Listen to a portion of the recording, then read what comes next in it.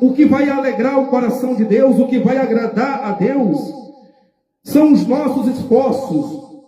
É o nosso esforço para fugir do pecado, é o nosso esforço para andar no seu caminho, é o nosso esforço para fazer a sua vontade. E quando Deus ele vê isso no homem, quando ele vê isso no ser humano, ele sustenta, ele protege, ele fortalece, ele dá ânimo, ele dá disposição, ele cuida. Porque Deus ele trabalha por meio das nossas ações e por meio das nossas atitudes. Presta bem atenção. Deus ele trabalha por meio das nossas ações e por meio das nossas atitudes. Não podemos nos conformar com o pecado, devemos odiar o pecado. Nós devemos ter ódio pelas coisas que desagradam a Deus. Nós devemos ter ódio por coisas que entristecem a Deus. Nós devemos ter ódio de tudo aquilo que é abominável aos olhos de Deus. Nós devemos ter ódio pelo pecado. Nós devemos odiar o pecado e amar o que o Senhor Jesus Cristo ama. Então, Deus ele vai trabalhar por meio das nossas atitudes, das nossas ações. Quando Ele vê que estamos lutando, nos esforçando para fugir do pecado. Um exemplo, uma pessoa que é viciada em pornografia, ela se entrega ao caminho do Senhor. Mas fica aquela coisa sussurrando no ouvido dessa pessoa, para que ela continue na prática da pornografia. E ela começa a lutar, a se esforçar para não viver mais nessa prática, para fugir dessa prática. Então, quando Deus vê a pessoa lutando, quando Deus vê a pessoa se esforçando, Ele vai lá e sustenta e ajuda. Agora, a nossa luta, ela não tem que ser só. Nós temos que pegar providências divinas. Nós devemos buscar ajuda em Deus. Porque sozinhos, se nós formos lutar contra o pecado, contra os enganos do diabo, nós não vamos ter força suficiente para vencer. Precisamos nos submeter a Deus.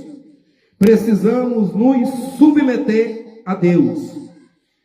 A melhor forma de vencer os enganos do diabo, a melhor forma de vencer o pecado é nos sujeitando a Deus. Como está escrito lá em Tiago capítulo 4, versículo 7, que diz: sujeitai-vos, pois, a Deus, resisti ao diabo e ele fugirá de vós.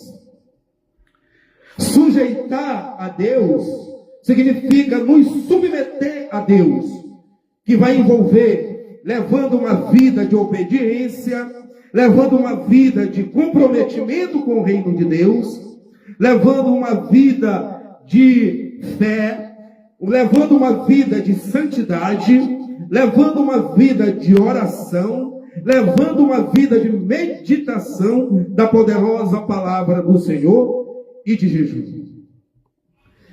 Então, quando nós nos submetemos, quando nós nos esforçamos para fazer aquilo que agrada a Deus, Ele vai lá e nos sustenta e nos fortalece, Ele vai nos dar ânimo, Ele vai nos dar disposição, Ele vai nos dar fé, Ele vai nos dar força, coragem e determinação.